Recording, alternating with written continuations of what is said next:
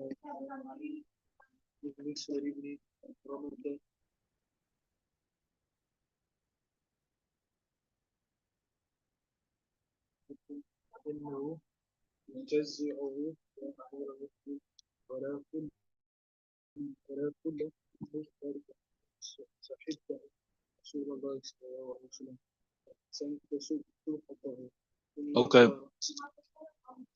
Bismillahir Rahmanir Rahim. Very interesting hadith we're going to do today, inshallah subhanahu wa ta'ala, with regards to the martyrdom of Hazrat Umar radiallahu ta'ala anhu. It's a very interesting story. Bismillahir Rahmanir Rahim. وَأَنِ الْمِسْوَرِ بْنِ مَخْرَمَةَ. Narrating the authority of Miswar ibn Makhrama, he said, لَمَّا طُعِنَ أُمَرُهُ. طَعَنَ يَطْعَنُ طُعِنَ. When Umar radiallahu ta'ala was, you can say, I would say, poked. He was stabbed, right? Right? Ja'ala ya'lamu. He began experiencing the severe pain, right? وقال له ابن عباس. And Ibn Abbas said to him, وَكَأَنَّهُ يُجَزِّعُهُ. As though he was placating him, pacifying him, as though he was consoling him. Ya Amir al-Mu'mineen. He said, Oh Amir al-Mu'mineen. وَلَا كُلُّ ذَلِكَ. I'm going to do the explanation of what this means here, right? وَلَا كُلُّ ذَلِكَ. We'll look in this. We'll look in detail at this just now, inshallah. لَقَدْ صَحِبْتَ رَسُولَ اللَّهِ صَلَّى اللَّهُ عَلَيْهِ وسلم. That you know you were a close companion. You accompanied Rasulullah sallallahu alayhi wasallam. فَأَحْسَنْتَ صُبْحَتَهُ. And you done, it literally translate like لقد أحسنت صحبته. You done nicely. أحسن يحسن means to do nicely. And so you done nicely. That's how you translate literally. You done nicely his companionship. But obviously in this context, it means you fulfilled the rights of companionship. You were a great companion to him. You served him. You served the deen, etc. ثم فارقك. Then he left you. وهو أنك راضٍ. Whilst he was happy. In other words, when he passed away, when Rasulullah sallallahu alaihi wasallam passed away, he passed away in the condition that he was happy with you. So what is what is Ibn Abbas doing here? He's trying to say that, look here, you're on your deathbed, right? You're going to pass away now, right? There's no need to feel sad and feel hard. So you fulfilled your duty, right? Carry on.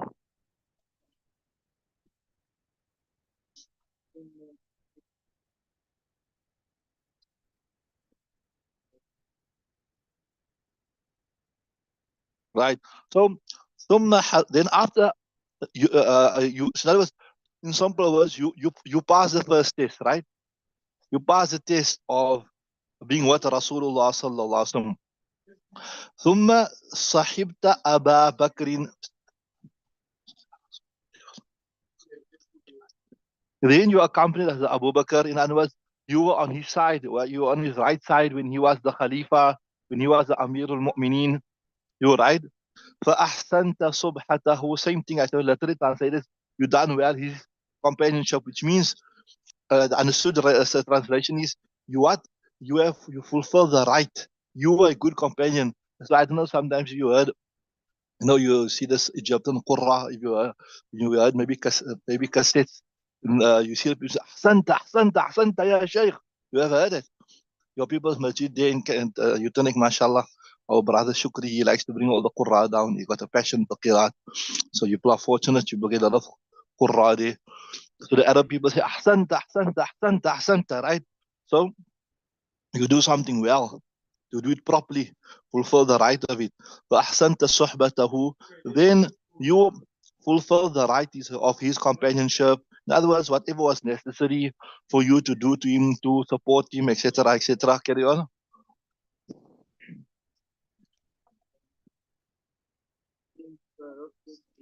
Right. Oh, sorry. ثم فارقك وهو عنك راضٍ. Then he left you. يعني هو Abu Bakr رضي الله تعالى عنه left you. He left the dunya. Left the dunya. Same thing. Wow is حاليا. وهو عنك راضٍ. In the condition that, right, he was happy with you. So there, alhamdulillah, you passed that test also. So second test you passed, right? Then After that, you were elected as the Khalifa. ثم صحبت المسلمين. You, you accompanied the Muslims. That's a literal translation. You accompanied the Muslims, but what it means is you were made the Amir al-Mu'mineen, right? فأحسنت صبحتهم. Again, you done well. The companionship means what? That you fulfill the right of your duty, like how you fulfill the right of Nabi sallallahu alaihi wasallam when you were with him. You fulfill the right of Hazrat Abu Bakr radiallahu ta'ala anhu when you were with him. Also, you fulfill the right of your being the Khalifa, right? فأحسنت صبحتهم. Right. So then you carry on. Subhanallah. So he's saying, Subhanallah, Allah Akbar. وَلَئِنْ فَارَقْتَهُمْ أو Umar radiallahu ta'ala anhu. Listen nicely now. وَلَئِنْ فَارَقْتَهُمْ. If you have to separate from them, يعني, if you have to now leave the Muslimin, right? See yourself. It is the word here, you said, I got here, sahibta, what have you, there's a query on the word, what have you got? Listen, you got sahibta, somebody's asking from the online, what you got? Ya sahiba, yashabu.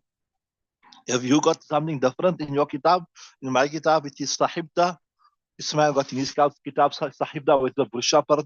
What you got there? Or sahibta. Ya sahiba, yashabu sahibta. Right. So listen to this. Subhanallah. This is a lesson for us all. Wala in faraqtahum. So what is Ibn Abbas is saying? Ibn Abbas is talking here. He's saying, look here. Wala in faraqtahum. If you have to separate from them, يعني from the believers. In other words, if you have to pass away now, right? If you have to die as a result of this wound or this attack, whatever, right? Right? لا تفارقنهم وهم أنك راضون. You will separate from them, واو is حالية, in the condition that they are happy with you. I'm not sure what sahibta. We only got sahibta. Give the whole sentence. I'm not sure what question you're asking. Sahibta. What is it? Sia. I'm not sure. He's speaking. Suhbatahum. Okay. Yeah. Suhba. Yeah. Ahsanta suhbatahum. What? How did I read it? I read it right. What I said. How did I read it? Ismail. Did I read it? Yeah. So فأحسنت صحبتهم. You got it also صحبتهم. Okay. Perfect. Jazakallah. Nice to see we're getting some input from the listeners also to means they're following, right? So for Ahsanta, you've done well there. Like I told you, you've done well there. Companionship, that you fulfill the right of the of the of the companionship. Now this is I think is very, very interesting. If you separate from them, لا تفارقنهم وهم أنك راضون. You will separate from them while they are happy with you.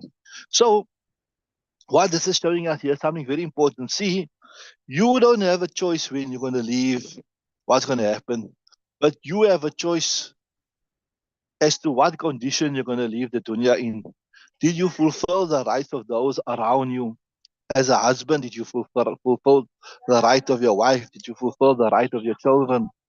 Right? As a teacher, did you fulfill the right of your students, etc.? So, right?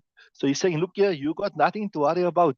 Every stage of your life, whether you were with Rasulullah sallallahu alaihi wasallam, whether you were with Abu Bakr radiallahu ta'ala anhum, whether you were with the Amir al-Mu'mineen, you done your duty, you fulfill your duty to the best of your ability, right? So why are you worried about? قال أما ما ذكرت من صحبة رسول الله صلى الله عليه وسلم. So Umar responds, he said, أما ما ذكرت من صحبة رسول الله صلى الله عليه وسلم. As for what you mentioned from the companionship of Rasulullah sallallahu alaihi wasallam, ورضاه, and him being happy with me, فإنما ذلك من من الله من به علي. That is only the favor, ذلك من from Allah Ta'ala, من به علي, that he favored me. In other words, Allah Ta'ala has favored me, that there's nothing great, right? There's nothing great from my side. There's nothing great from my side. It was Allah Ta'ala's favor that whilst I was in the presence of Rasulullah sallallahu alaihi wasallam, I could have fulfilled his right, and then he passed away while he was happy.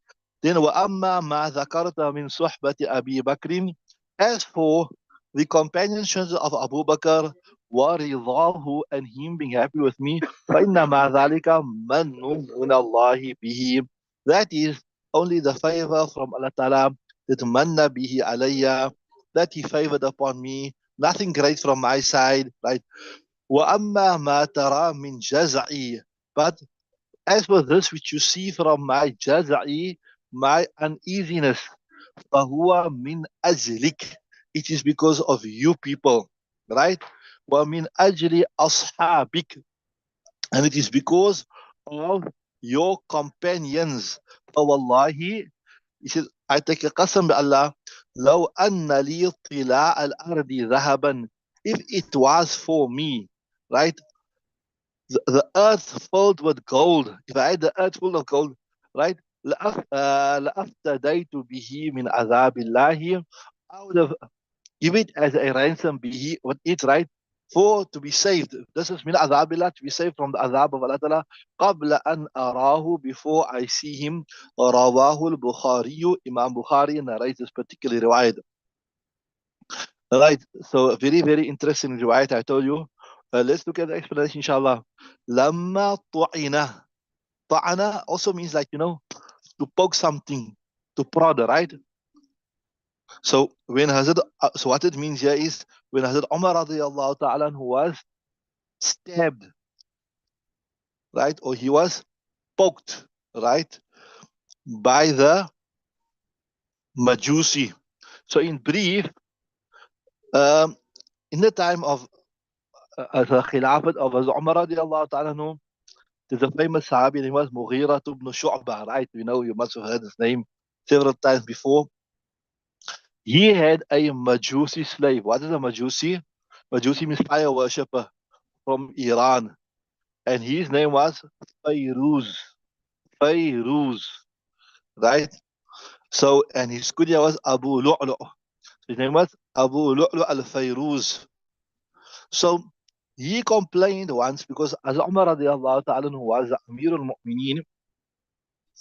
But before we do that, let me explain to you. So in the time of Sahaba Ikram, etc., it was like a form of investment to buy a slave that had a skill. Like you buy a slave that is a jeweler, for example, right? Or you buy a slave that is a baker, or you buy a slave that is a sword maker or something. So now he must earn money and he must pay you, right? Like how you buy a property and the property must give you returns. Like how you buy a car, Sikaleza, people must ride that car for you, they must give you returns. So you have a slave, and obviously the more skilled the slave is, the more he can earn because he got more skill, right? Because he's got more skill. So this particular slave, Abu Lu'lu' al-Fayruz, he felt he's being charged too much by his master Mughira ibn Shu'bah, right? He felt he's being charged too much. He has to bring too much returns, right? He felt he was being unduly taxed. So he went to Umar radiallahu ta'ala and he said, look here, my master Mughira ibn Shu'bah, he's expecting too much from me, that I must bring XYZ amount of returns, etc., etc. This is too much. So as Umar said, okay, before we, and like, you have to hear both sides of the story. So as Umar radiallahu ta'ala said to him, okay, what is your profession? Obviously, the greater the profession of the slave, the more the master would have paid for him, right? And the more he paid for him, obviously, the more returns he would expect, right? So he asked, what is your profession, right? What skill have you got, right?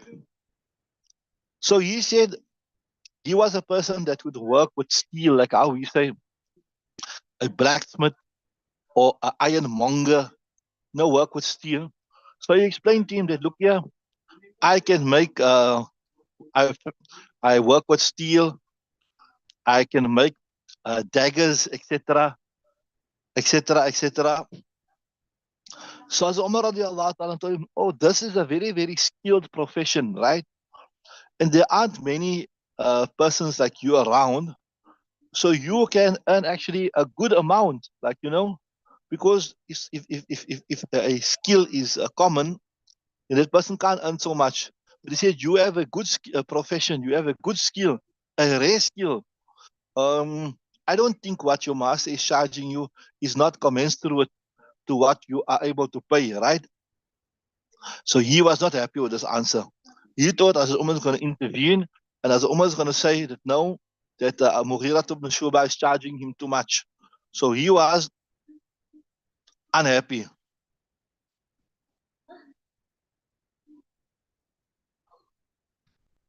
So as Umar in fact told him that I heard you are a skilled dagger maker, a sword maker. Make for me one sword. So he was very annoyed and he said, I'm going to make such a dagger for you, such a dagger for you that the world will remember it, right? So outwardly, it means I want to make a very beautiful dagger or a unique dagger that nobody else has. But as Umar radiallahu ta'ala anhum, his wisdom, his foresight, he already understood and he said, Haddadani al-abdu. Haddadani, that this guy here, he's threatening me. What he's doing? He's threatening me. He caught on already. And it happened as such that one day, Fajr time, that this Abu Lu'lu al-Majusi, he attacked Hazrat Umar radiallahu ta'ala anhu. He stabbed him with a poison-laced dagger, right? And this was on a Wednesday, right? The 27th of Dhul Hijjah, 23 years after Hijri. So, Hazrat Umar radiallahu ta'ala anhu was wounded for 3 days. Then, the month of 3 days later, right? He passed away as a result of these wounds. And his age was 63 years old, similar to the age of Nabi sallallahu alayhi wasallam, similar to the age of Abu Bakr radiallahu ta'ala anhu. This word here, so random word, alama ya'limu. Alama ya'limu means to experience pain. As a result of the stab wound, he was experiencing severe pain.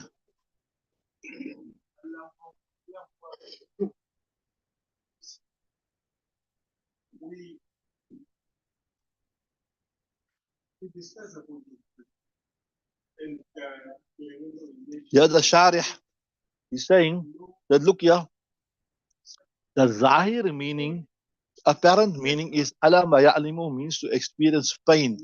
But he say if you look at the context of the hadith, especially the last part of the hadith, where Umar radiallahu ta'ala states he's concerned about the matters of khilafat, it appears that Umar radiallahu ta'ala this alama ya'limu was not, or this word doesn't refer to the outward pain, but it was with regards to a worry and concern about the matters of the khilafat.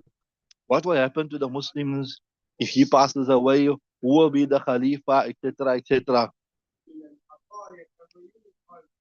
This is what the Sharia says it means. So, Hazrat Ibn Abbas radiallahu ta'ala who tries to console him, placid him, because Ibn Abbas thought that maybe he said, as Umar radiallahu ta'ala he said he's going to leave the dunya.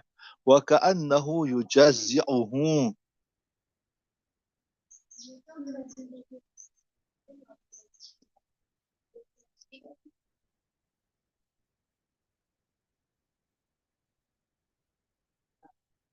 So,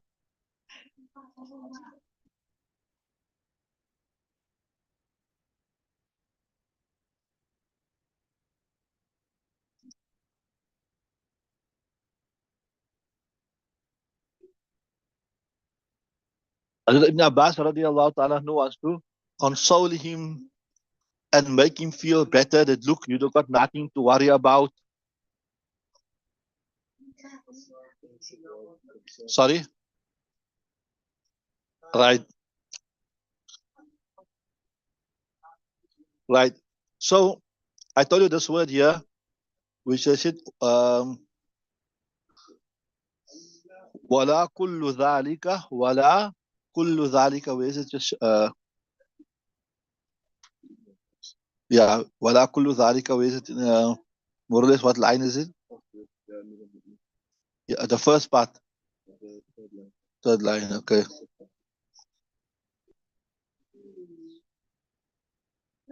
Yeah. وكأنه يجزئ يا أمير المؤمن ولا كل كذلك. So he's saying, what he's saying, this means here, ولا كل ذلك أو أمير المؤمنين. There's no need for all these worries.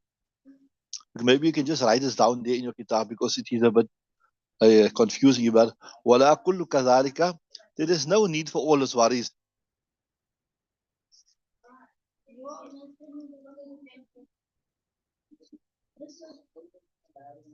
You don't have to worry because, and then you look at the next about you are that person who accompanied Rasulullah sallallahu alaihi wasallam and you fulfill the right, etc., etc. You understood that.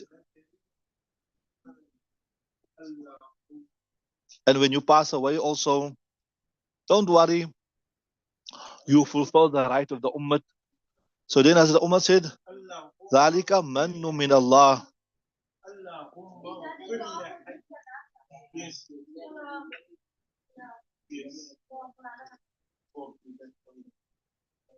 So, as Umar say, look here, this, fulfilling the right of Nabi sallallahu alaihi wasallam, fulfilling the right of Abu Bakr, this was a favor from Allah subhanahu wa ta'ala.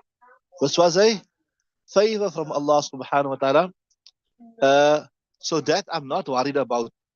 But what concerns me is min ajli dhalika. Right?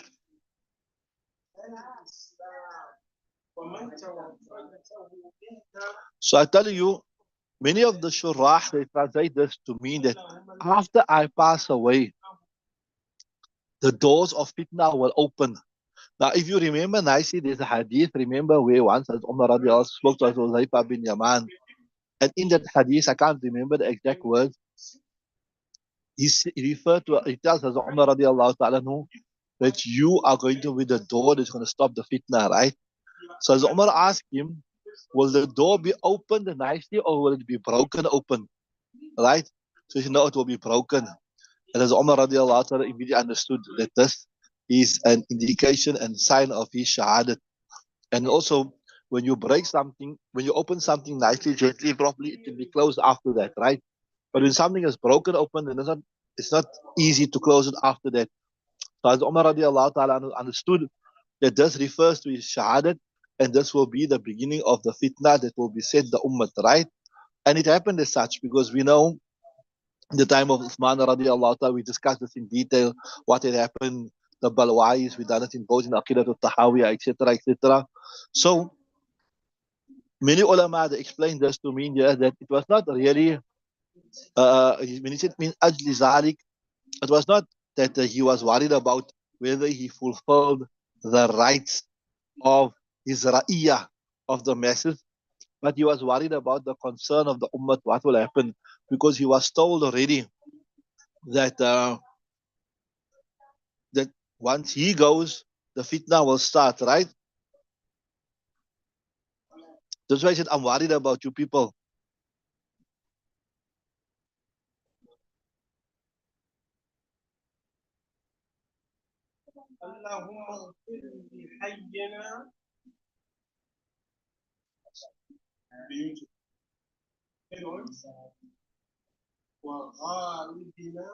Some ulama say no. We know as Umar radiallahu anhu was very, very strict. He was very stern. That's why Nabi Sallallahu Alaihi Wasallam also said, وَأَشَدُّهُمْ فِي أَمْرِ اللَّهِ Umar. So some ulama say that this here means that as Umar radiallahu ta'ala anhu was worried about, did he fulfill the rights of the people, right? There are so many stories where he carried the flour himself. Remember when that pregnant woman at night time, when his slave wanted to carry the wheat, he said, no, I will carry this myself. He said, you won't carry my burden on the Qiyamah, etc. So some ulama say it means this here, that he was very concerned that he fulfill the right of what? Of his ra'iyah, of the people who has been entrusted. Like I told you, I mentioned this before. Nowadays, when a person is elected to a position of leadership, whether you are the councillor, or whether you are the mayor, or whether you are the premier of a city, or whether you are the minister, or whether you are the prime minister or the president, we think in our urf, we think it's a license to dip into the cookie jar. It's a license to dip into the cookie jar. But if you study the life of Hazrat of Nabi sallallahu alaihi wasallam, you study the life of Hazrat Abu Bakr radiallahu ta'ala anhu, if you study the life of Umar radiallahu ta'ala anhu, then you understand that leadership position is more of a burden, is more of a burden than a privilege to enrich yourself, right? So anybody that wants to take up leadership position, wants to be in charge of people, should study the life of Hazrat Umar radiallahu ta'ala anhu. And then they will see what a big responsibility it is to be in a position of leadership, what a great amanat it is to look after the public funds, look the public treasury, etc., etc. So leadership is not license to, leadership is not a license to dip into the cookie jar. All right. So, yeah, as I told you, he was worried that I fulfill the rights.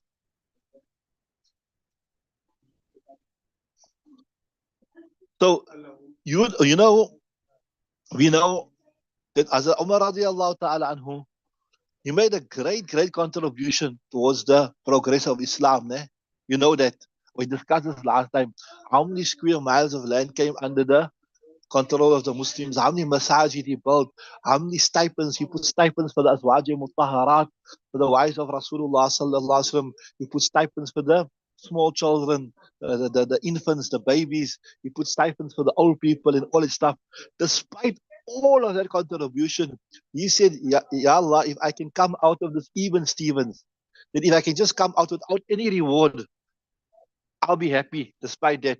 So I don't want reward for what I've done. Just if I can be forgiven and I don't have to give accountability, subhanallah. That's why he said comes La li wa la alayya. La li wa la alayya. So forget about getting reward for this. If I could just come out without any reward, without any punishment, that is good enough for me. Subhanallah. That is why the ulama say hakamta wa adalta. Yes, Umar was known as the person who had the most just person. So yeah, as I said, la li wa la alayya. If I can just come out even Stevens, I don't have to come out with any. Sometimes you buy sell cars, Musne. So you made a bad buy, maybe you made a bad buy. So you say, okay, if I don't make a profit, doesn't matter. I just want to get my money back.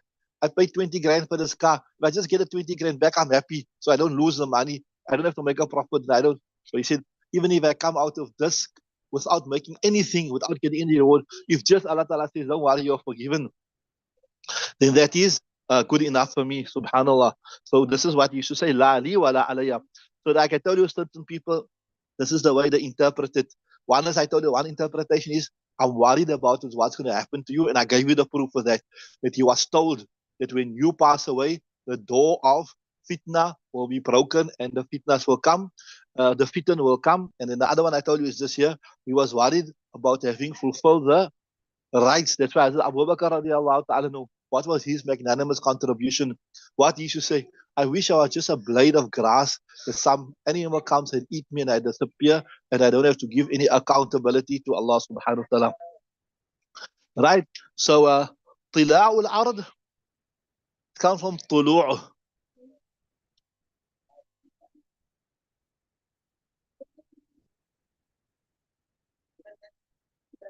So what this means, Tulu'ul Ard means something which rises on the sun. So if I wish that I had so much, if I had so much gold that covers the whole surface of the earth, right?